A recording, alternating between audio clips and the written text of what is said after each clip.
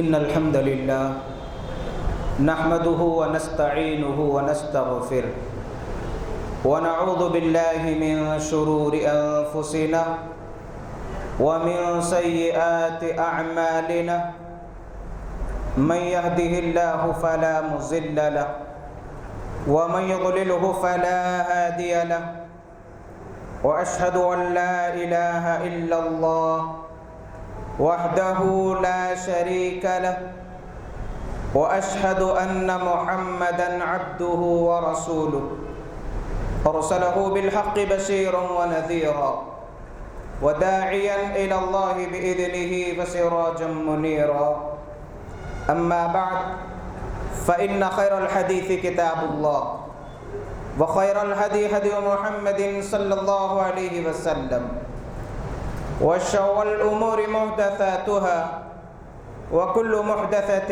بدعة وكل بدعة ضلالة وكل ضلالة في النار فأعوذ بالله من الشيطان الرجيم بسم الله الرحمن الرحيم والسابقون الأولون من المهاجرين والأنصار والذين اتبعوهم بإحسان رضي الله عنهم ورضوا عنه وأعد لهم جنات تجري تحتها الأنهار خالدين فيها أبدا ذلك الفوز العظيم وقل الحمد لله وسلام على عباده الذين اصطفى وقال عليه الصلاة والسلام من صب أصحابي فعليه لعنة الله والملائكة والناس أجمعين رب اشرح لي صدري ويسر لي أمري واحلل عقدة من لساني يفقه قولي ربي زدني علما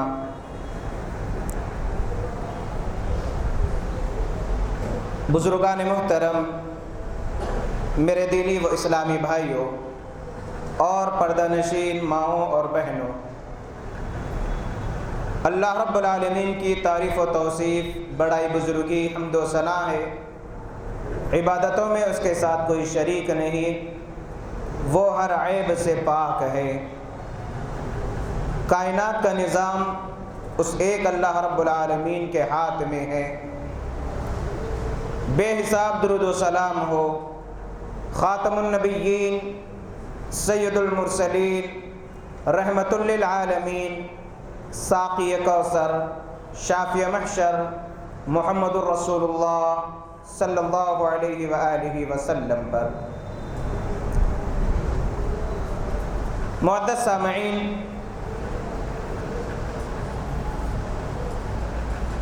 آج کے خطبہ جمعہ میں جس عنوان پر میں خطاب کرنے جا رہا ہوں وہ عنوان ہے عظمت صحابہ۔ معزز سامعین، ہم جس مہینے سے گزر رہے ہیں اسلامی اعتبار سے، قمری مہینوں میں ذی الحجہ کا مہینہ جو بالکل اختتام پذیر ہوا چاہتا ہے، اور اس کے بعد جو مہینہ آنے والا ہے وہ بڑا ہی عظمتوں فضیلتوں والا مہینہ، اسلامی سال کا پہلا مہینہ محرم الحرام کا مہینہ ہے۔ اور اس مہینے کی 10 تاریخ کی احادیث میں بڑی فضیلت آئی ہے، جسے یوم عاشوراء کہا جاتا ہے۔ اس دن خصوصیت کے ساتھ جو عبادت انجام دینا ہے وہ روزہ کی شکل میں انجام دینا ہے۔ رمضان کے بعد معزز ترین جو روزے ہیں، اللہ کے نبی صلی اللہ علیہ وسلم کے فرمان کے مطابق وہ محرم کے روزے ہیں۔ انشاءاللہ آئندہ جمعہ اسی ماہ محرم کی اہمیت فضیلت کے سلسلے میں اللہ رب العالمین کے توفیق سے خطبہ دوں گا اس عنوان پر۔ یہ باتیں بتلانے کا مقصد یہ ہے کہ عام طور پر 10 محرم کے دن خصوصیت کے ساتھ اور بعض مقامات پر 1 محرم سے 10 محرم تک واقعہ کربلا عجیب و غریب انداز میں پیش کیا جاتا ہے، جس میں اہل بیت کو بڑی بے دردی سے شہید کیا گیا۔ نواسۂ رسول حضرت حسین رضی اللہ تعالی عنہ کو شہید کیا گیا۔ معزز سامعین، واقعہ کربلا کے ضمن میں شیعہ صحابہ کرام کو خلافت کے معاملے میں گالی دیتے ہیں،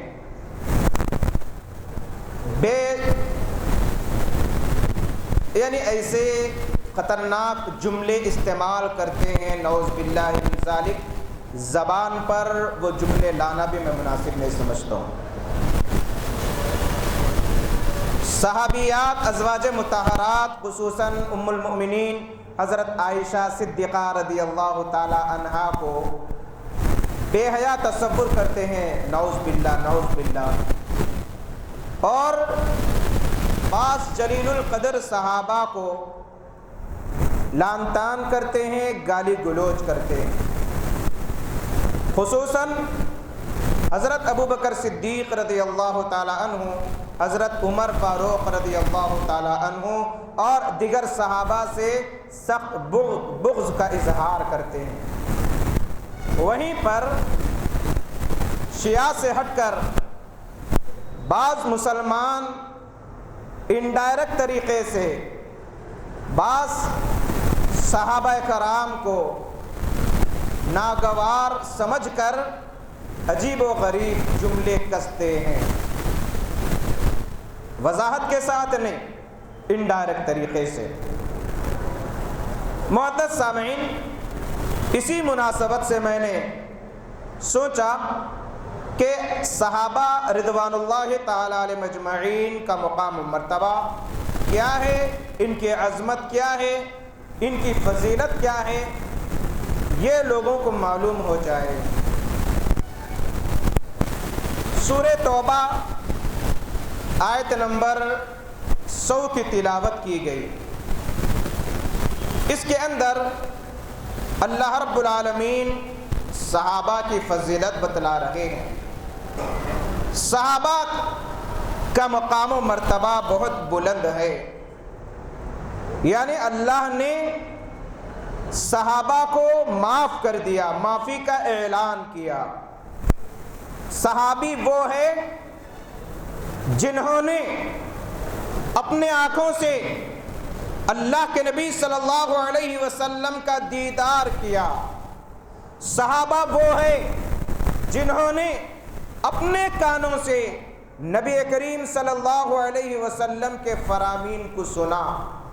صحابہ وہ ہے جنہوں نے اپنے کانوں سے اللہ کے نبی صلی اللہ علیہ وسلم پر نازل شدہ وحی کو ڈائریکٹ سنا۔ صحابہ وہ ہے جنہوں نے اللہ کے نبی صلی اللہ علیہ وسلم کے ہاتھ پر بیعت کی۔ صحابہ وہ ہے جنہوں نے اللہ کے نبی صلی اللہ علیہ وسلم کی امامت میں نمازیں ادا کی۔ صحابہ وہ ہے جنہوں نے نبی کریم صلی اللہ علیہ وسلم کے ایک اشارے پر اپنا سب کچھ اسلام کے لیے نچھاور کیا، اپنی جانوں کو اللہ کے لیے قربان کر دیا۔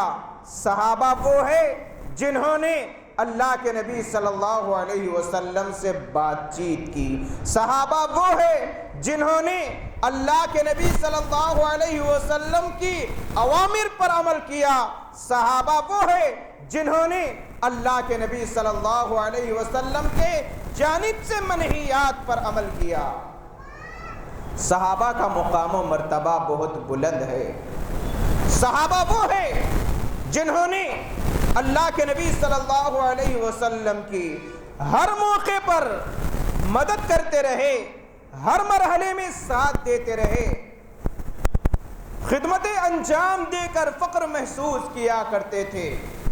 کوئی وضو کا پانی لا کر سامنے رکھ دیتا، کوئی آپ جو چپل یا جوتا اس دور میں استعمال کرتے تھے اسے لا کر رکھ دیتے۔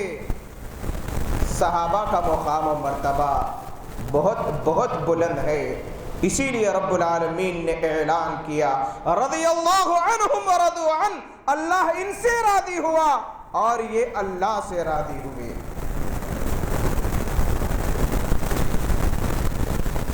سورہ توبہ کی آیت نمبر 100 میں کیا اعلان کیا گیا؟ والسابقون الاولون من المہاجرین والانصار، سب سے بڑی فضیلت سابقین اولین۔ سابقین اولین سب سے پہلے اسلام قبول کرنے والے صحابہ، مہاجرین میں، انصار میں ابو بکر صدیق رضی اللہ تعالی عنہ، حمزہ رضی اللہ تعالی عنہ، عمر رضی اللہ تعالی عنہ، دیگر صحابہ، دیگر صحابیات کا مقام و مرتبہ بہت بلند ہے، جنہوں نے ایسے وقت میں نبی علیہ السلام کا ساتھ دیا جہاں ہر طرف سے ظلم و ستم کے پہاڑ توڑے جا رہے تھے۔ اپنی وفاداری کا ہر مرحلے میں حق ادا کیا۔ ہر صحابی کا مقام و مرتبہ اپنی جگہ مسلم ہے، ہر ایک کی فضیلت اپنی جگہ مسلم ہے۔ کسی صحابی کی توہین کرنا کسی مسلمان کے لیے لائق و زیبا نہیں۔ اگر کوئی صحابی کو گالی دیتا ہے یا گالی کی طرح الفاظ استعمال کرتا ہے یا برا بھلا کہتا ہے یا ان کی سوچ کو غلط سمجھتا ہے تو سن لیجئے، نبی کریم صلی اللہ علیہ وسلم نے فرمایا من سب اصحابی، جو میرے صحابہ کو گالی دیتا ہے، چاہے وہ صحابہ ہو، چاہے وہ صحابیات ہو، چاہے وہ ازواج مطہرات ہو، چاہے وہ کوئی اور ہو، فعلیہ لعنت اللہ، اس پر اللہ کی لعنت ہو، فرشتوں کی لعنت ہو، سارے لوگوں کی لعنت ہو۔ یہ دھمکی ہے، یہ تنبیہ ہے، یہ وعید ہے۔ بعض لوگ یہ سمجھتے ہیں کہ بعض صحابہ کی اللہ کے نبی صلی اللہ علیہ وسلم کی کم صحبت کی وجہ سے تربیت نہ ہونے پائی تھی، اسی لیے ایسا کیے، اور جو صحابہ کے درمیان آپس میں جو جنگیں ہوئی یہودیوں کی، منافقین کی شرارتوں کی وجہ سے، چاہے وہ جنگ جمل ہو جو ایک طرف حضرت عائشہ رضی اللہ تعالی عنہا کا لشکر، دوسری طرف حضرت علی رضی اللہ تعالی عنہ کا لشکر، یہ لڑانے والے منافقین ہیں، یہودی ہے، دشمنان اسلام ہے۔ جنگ صفین، ایک طرف علی رضی اللہ تعالی عنہ کا لشکر، دوسری طرف حضرت معاویہ رضی اللہ تعالی عنہ کا لشکر، اور خاص طور پر ماہ محرم میں معاویہ رضی اللہ تعالی عنہ کو بہت برا بھلا کہا جاتا ہے۔ شیعہ تو کھل کر گالی گلوچ کرتے ہیں، اور مسلمان انڈائریکٹ طریقے سے ایسے انداز میں کرتے ہیں کہ سامنے والے کو معلوم بھی نہ ہو، مقصد بھی پورا ہو جائے، نعوذ باللہ من ذالک۔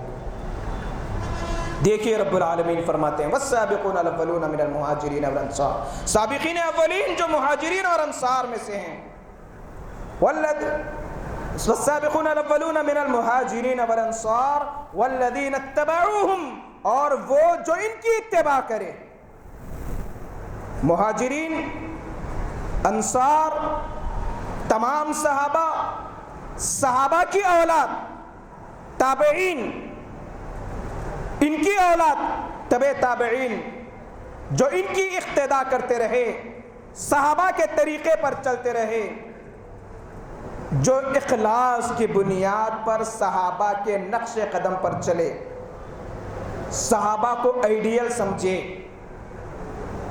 صحابہ کے طریقے پر عمل کیے، صحابہ کی عظمت کو دل و جان سے قبول کیے۔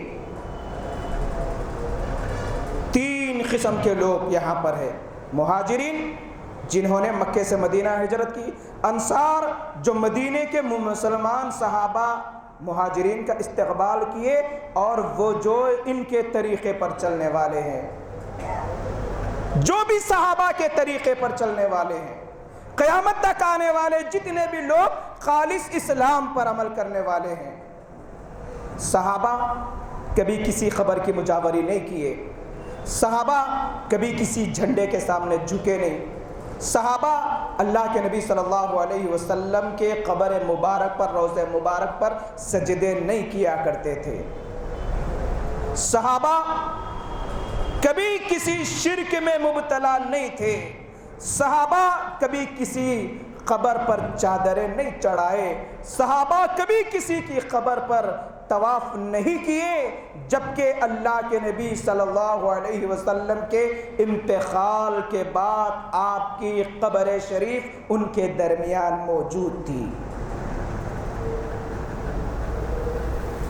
اگر مجاوری کے لائق کوئی قبر ہوتی،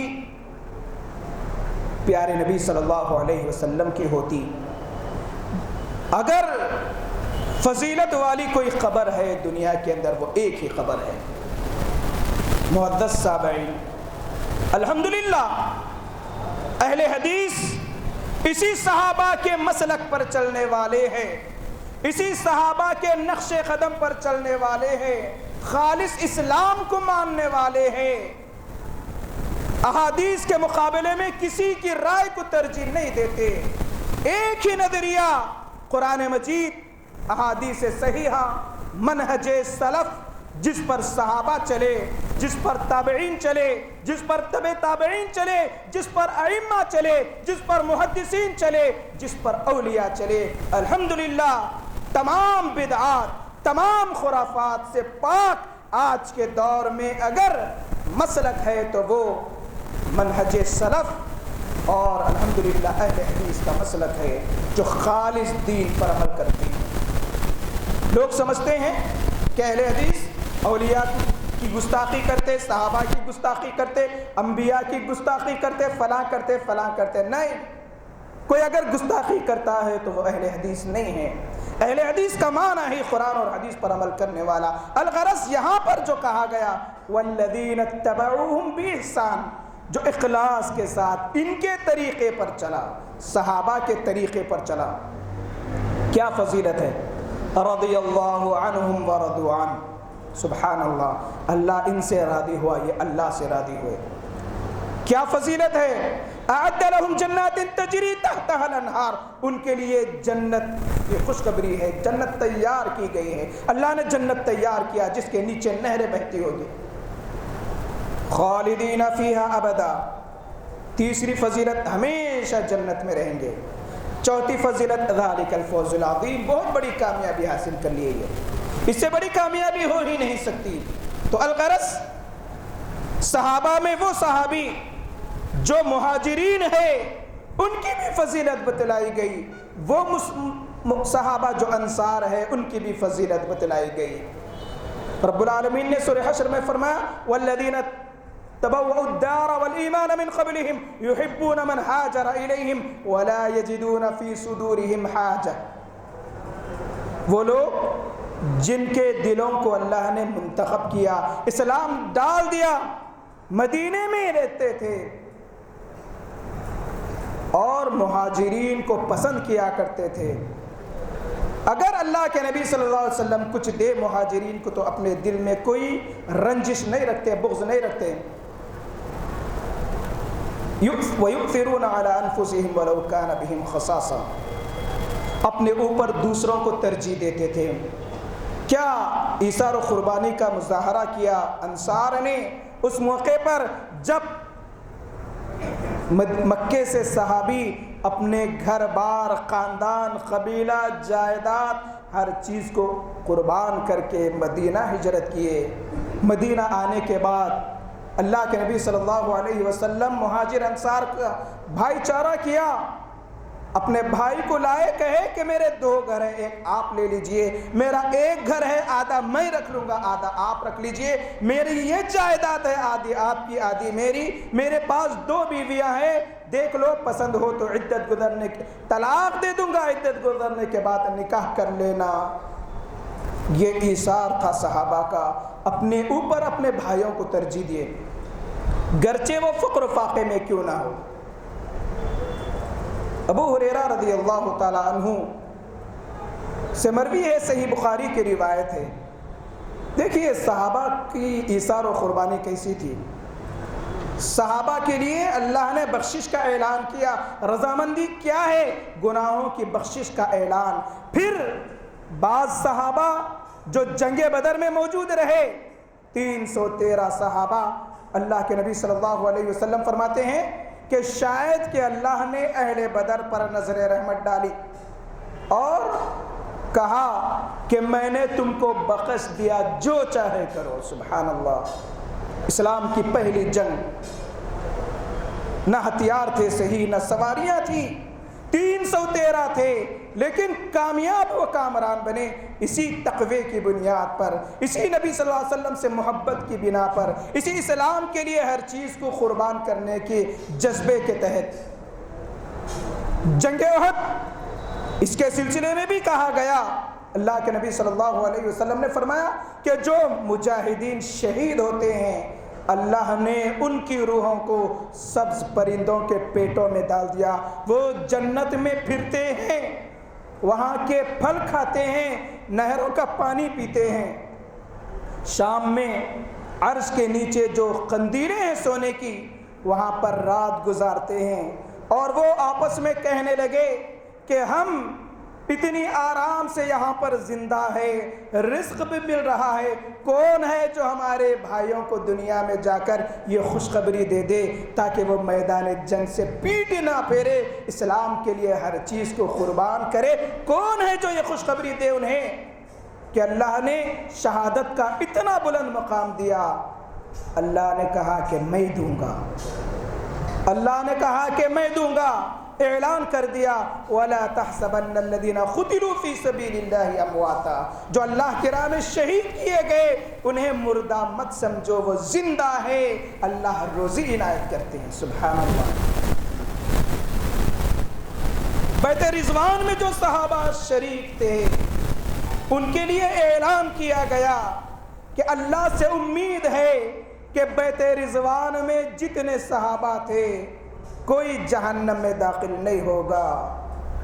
کئی صحابہ جنہیں اللہ کے نبی صلی اللہ علیہ وسلم خاص فضیلتیں بتلائی، بعض کو تو دنیا کے اندر جنت کی خوشخبری دی۔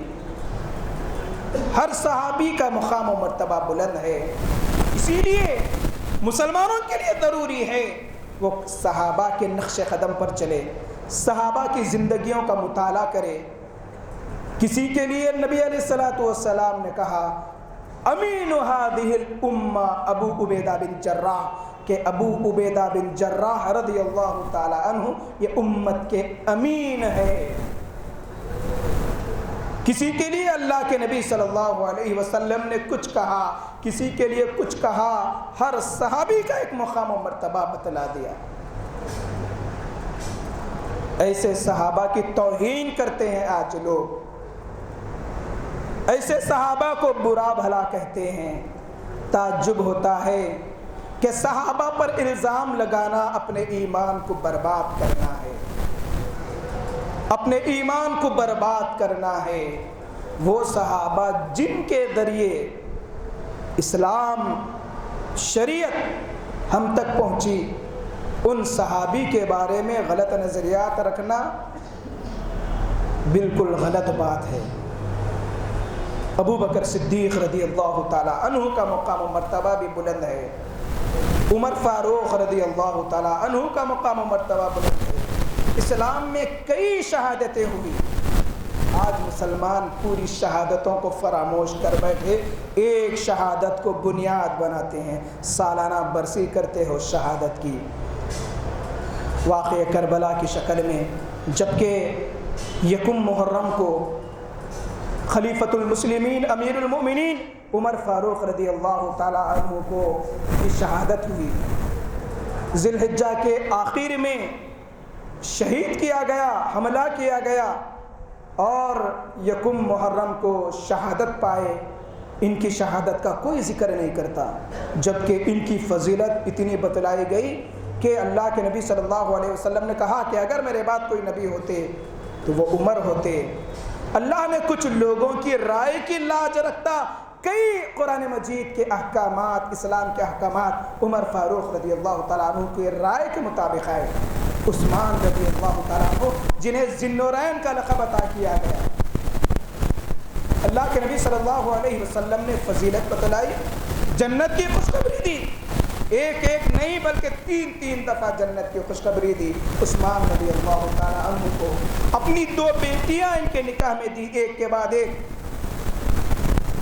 دنیا میں جن کے لیے جنت کی خوشخبری دی گئی۔ اسی ذی الحجہ کی 18 تاریخ کو ان کی شہادت ہوئی، لیکن کوئی ذکر نہیں۔ ایسے کئی صحابہ شہید کیے گئے، لیکن عام طور پر ان کے تذکرے نہیں کیے جاتے۔ ایک تذکرہ ہوتا ہے، وہ واقعہ کربلا کا ہوتا ہے، تعجب ہوتا ہے۔ تو الغرض وقت بھی اجازت نہیں دے رہا، پوری باتوں کا خلاصہ یہ ہے کہ صحابہ کا مقام و مرتبہ بہت بلند ہے۔ اللہ نے سلامتی بھیجی صحابہ پر۔ سورہ نمل آیت نمبر 59 میں قل الحمدللہ، کہہ دیجیے اللہ کی تعریف ہے، وَسَلَامٌ عَلَىٰ عِبَادِهِ الَّذِينَ اصْطَفَىٰ، سلامتی ہے ان بندوں پر جنہیں اللہ نے منتخب کیا۔